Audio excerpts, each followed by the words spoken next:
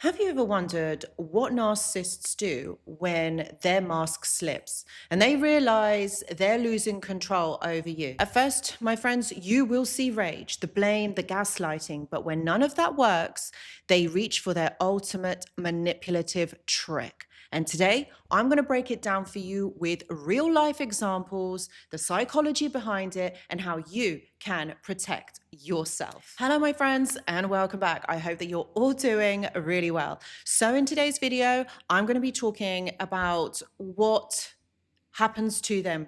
What is this manipulative trick that we are talking about, and how you can save yourself and not get caught up in it? Now, this is a video that has been highly requested, and I really wanted to make this video because so many of my clients actually over the last, I would say, 2 to 3 weeks have actually been finding this a thing. So this is why this video has come about. Before we dive in, hit that like button. If you ever felt trapped in a cycle of manipulation and you are new here, make sure that you subscribe because I share weekly videos on narcissistic abuse, dark psychology, and recovery.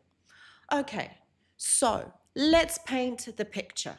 You've been in a relationship with a narcissist, maybe a partner, maybe a family member, maybe even a boss. You've tolerated the criticism, the silent treatments, and the mood swings. But finally, you set a boundary. You say, enough. I'm not doing this anymore. So you see, what happens? The narcissist will panic. At first, they'll get angry. They'll throw accusations. They'll throw accusations at you. You're selfish. You're dramatic. You are the problem. But when that doesn't bring you back under control, the energy shifts, my friends. Oh, yes, it shifts in such a dramatic way. Suddenly, they're not the aggressor anymore. They're the victim. And here comes their ultimate trick. And this is called the pity play.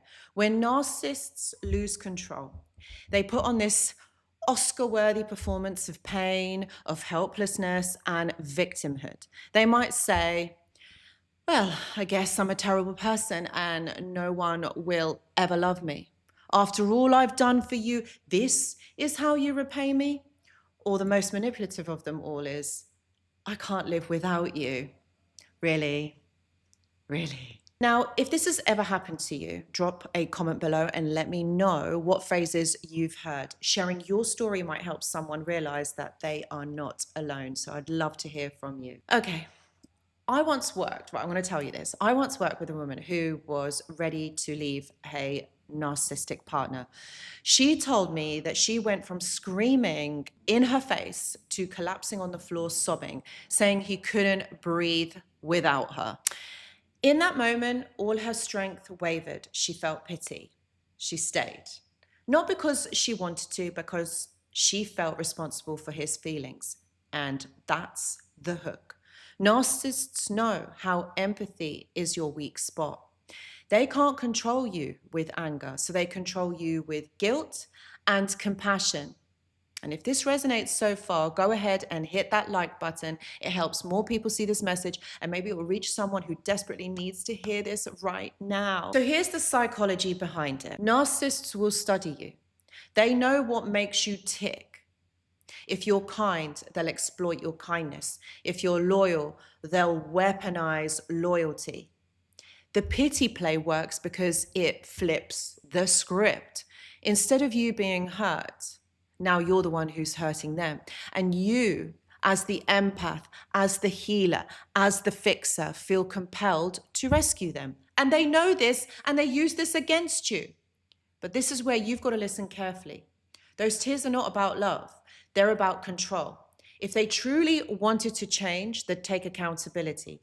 Instead, they weaponize vulnerability to reel you back in. So I've got another example. This is where I'm using these examples because I really want you guys to understand that how this shows up in real life, how this affects you, and how this looks like. Because knowing this will really help you to understand it and move on.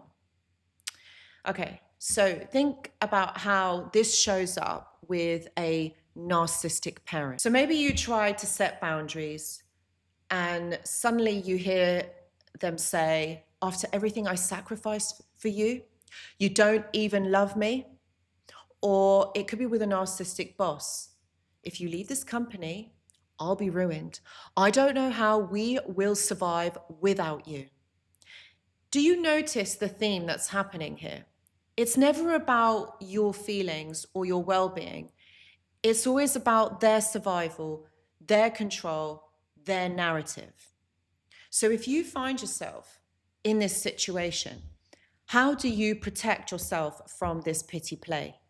The first thing you've got to do, my friends, the first thing is about naming it. The moment you recognize that it is manipulation, that spell weakens. You've also got to pause before reacting. Don't rush in to comfort or rescue. You see, that's the trap. That is the trap to keep you in. You've got to hold your boundary. You can say something like, I understand you're upset, but my decision stands. And that way, you acknowledge their feelings without sacrificing your truth. Okay, so remember, compassion doesn't mean compliance. And if you're finding this helpful, consider sharing this video with a friend who might be stuck in this exact cycle. Sometimes just putting a name to the manipulation is enough to break the chains. So the deeper impact. Because here's the real danger. The pity play doesn't just keep you trapped. It teaches you to betray yourself.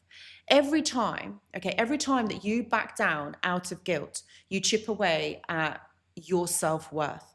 And that's exactly what the narcissist wants. A version of you who doubts yourself so much, you'll keep choosing them over your own peace. Okay, so let's be clear. The ultimate manipulative trick narcissists resort to when they lose control is the pity play. It's powerful, but it only works if you fall for it, okay? If you are going to believe what they are saying, if you understand it for what it really is, okay?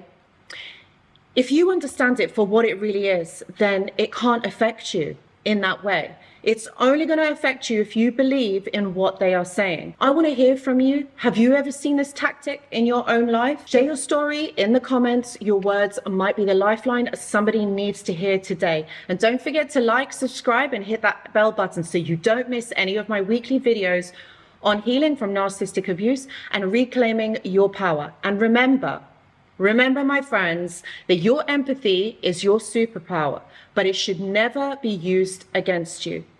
Guys, thank you so much for watching, and I will see you in the next video. Goodbye.